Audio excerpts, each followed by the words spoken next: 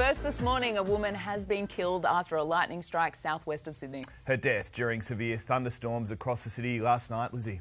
Yes, sadly, the woman was hit by debris after a tree was hit by a powerful bolt of lightning. A second woman was also injured. Let's bring in 9 Sydney reporter Melissa Eiley, who is at Liverpool Hospital for us. Melissa, how is she doing this morning?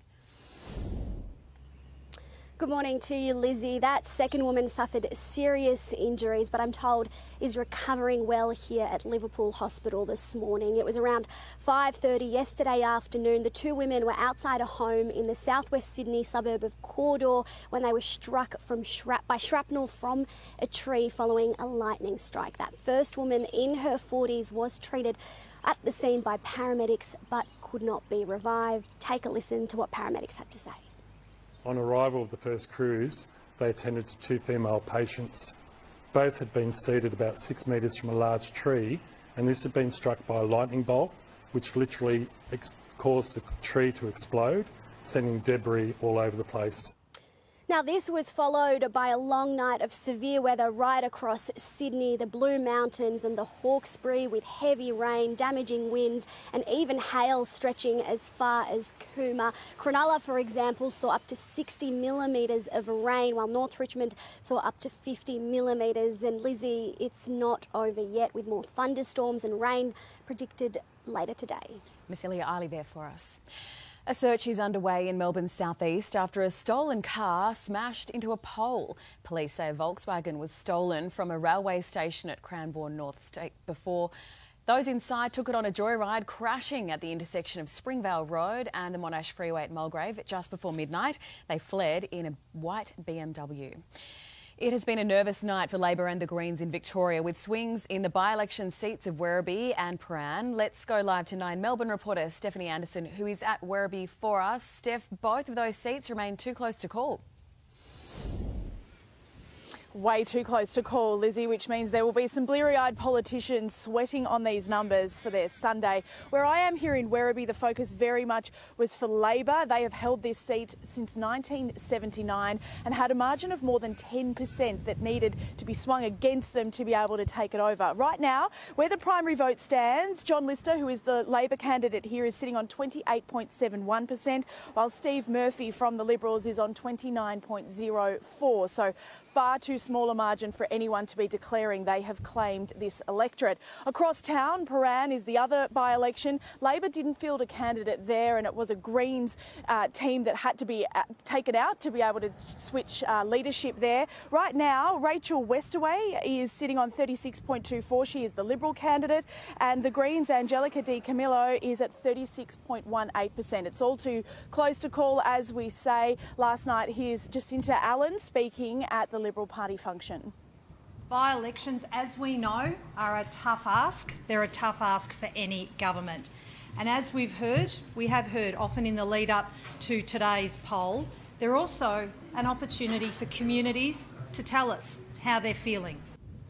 Our understanding is that the votes won't kept being counted today, so it's a case of watch this space to see where the results fall, Lizzie. OK, Steph Anderson there, thank you. Labor is rolling out new healthcare subsidies for women as we head to a federal election. Cheaper hormone replacement therapies and contraceptive pills making up part of the government's $573 million pre-election boost. The pledge will be announced today, and we'll also see new Medicare rebates for menopause assessments. Queensland's flood-ravaged north is facing more heavy rain this morning after a week of severe weather. Let's go live to 9 Queensland reporter Abby Gearan, who is across it all for us. Abby, when will this rain ease?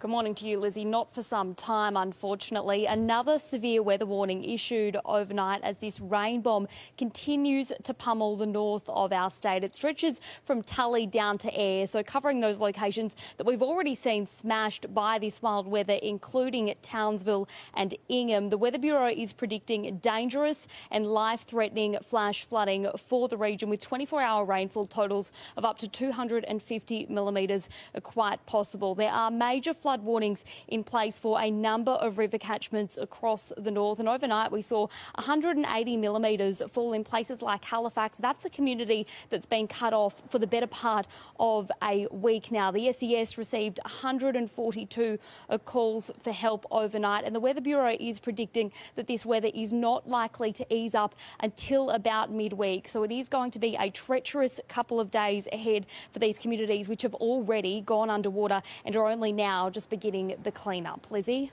Abby Gearin there for us, thank you. It is a mystery which has baffled police and the country for decades, and now the family of missing South Australian children, Jane, Anna and Grant Beaumont, are calling for an inquest into their disappearance 60 years ago. The Beaumont children vanished without a trace from Glenelg Beach in 1966, with the niece of the children's late father saying an alleged connection and continuing suspicion over a late businessman warrants an investigation. A teenage hiker missing in Queensland's Mount Barney National Park has been found after a 2-day search. University student Nathaniel Green became lost while hiking in the state's Scenic Rim region, about 90 kilometres southwest of Brisbane. At no point did I think I was going to die on this mountain. It was more just like a point of when am I going to get rescued, or am I going to get myself out of this situation? He was not injured. Well, it is officially Super Bowl Eve, the world gearing up for what promises to be an epic showdown between the Philadelphia Eagles and the Kansas City Chiefs.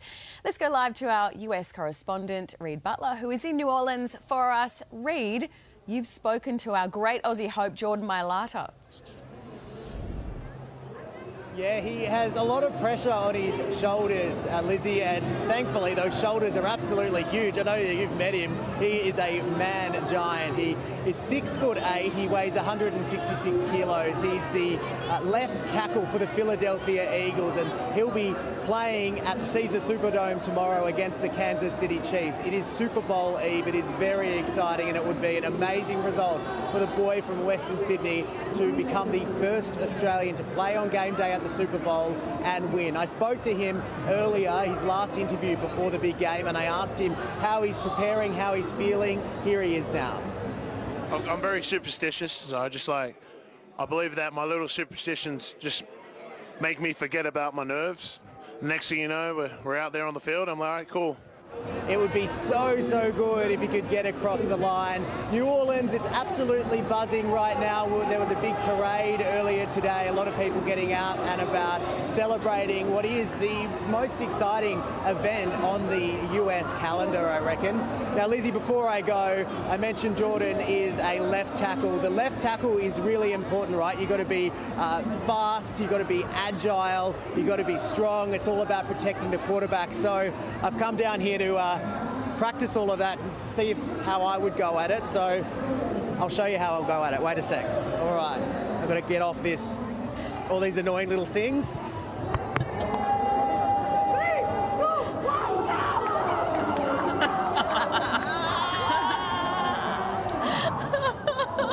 Look, there he goes.